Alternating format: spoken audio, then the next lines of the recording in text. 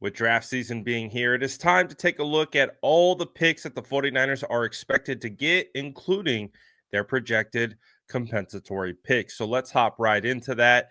As Over the Cap has released their projections for who they believe the 49ers, or what, I guess, comp pick they will get in return for some players that have left in free agency. So you can see right here at the top, you've got Chase Young with a projected fourth round pick going back to the San Francisco 49ers. And why that's pretty significant is because if you don't recall, the 49ers traded a third round pick for Chase Young.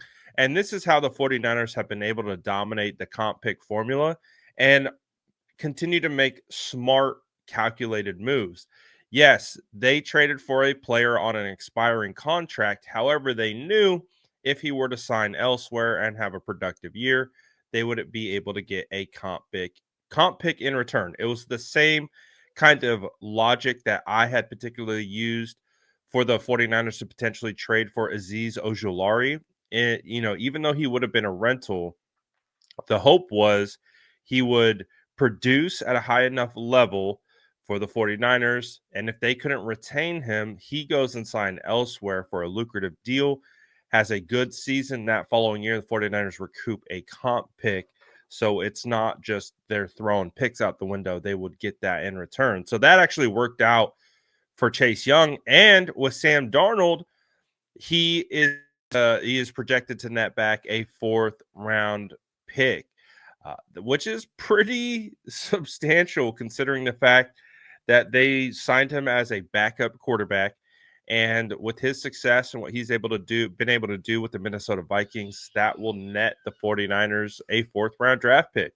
So, I mean, that's pretty solid. I mean, you really look at the 49ers success kind of in those rounds 3, 4, 5.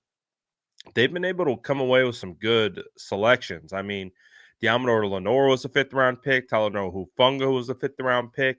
Malik Mustafa was a fourth round pick. Isaac Arendo was a fourth round pick. Drake Greenlaw was a fifth round pick. So they have some success in that area. So to be able to net back two potential fourth round draft picks for guys like Chase Young and Sam Darnold, that's pretty awesome. And let me get the graphic out of the way here because you'll be able to see our third comp pick that is projected to come back to us. And you'll see right there at the bottom, Ray McLeod um, earning the 49ers a seventh round draft pick. He signed with the Atlanta Falcons. He actually played pretty well with the Falcons. And as a result of that, 49ers could see a seventh rounder. So that's not bad for them, all things considered.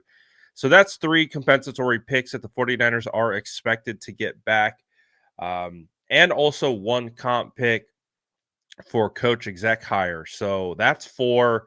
And then plus the six original. So they are projected to have 10 draft picks coming up in this upcoming draft, including the 11th overall draft pick. So the 49ers have quite a bit of ammunition to be able to move up, move down, do whatever they like in this draft. It gives them the flexibility to really target the players that they want to get and be able to make some moves. And if we saw anything last year, they did a really good job of navigating the draft post Adam Peters. So the hope is we see something similar with that. And, there's been a lot of misses in the earlier rounds. So hopefully the 49ers can buck that trend and we can get a legitimate impact starter with that 11th overall pick. I mean, that really, to me, is the biggest thing you want to do. I know there has been a lot of conversation about guys like Genty and Tyler Warren.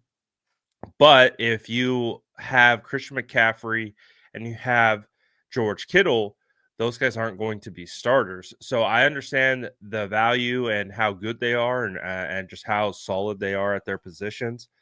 But I think one of the things that you really have to look at when you start narrowing in on targets is who's going to play.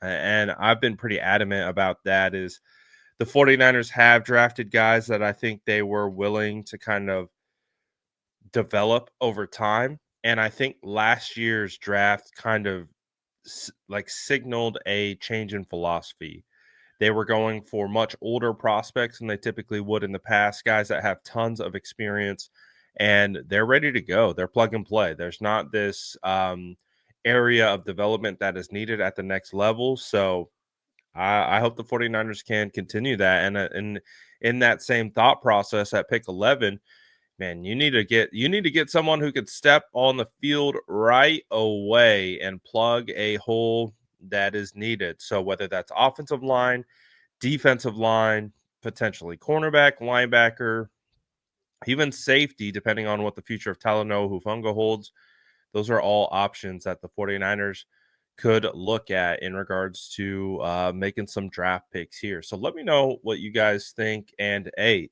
stick around. Mock Draft 1.0 will be dropping today. Let me know what you guys think in the comments below. And as always, make sure to like and subscribe for more updates.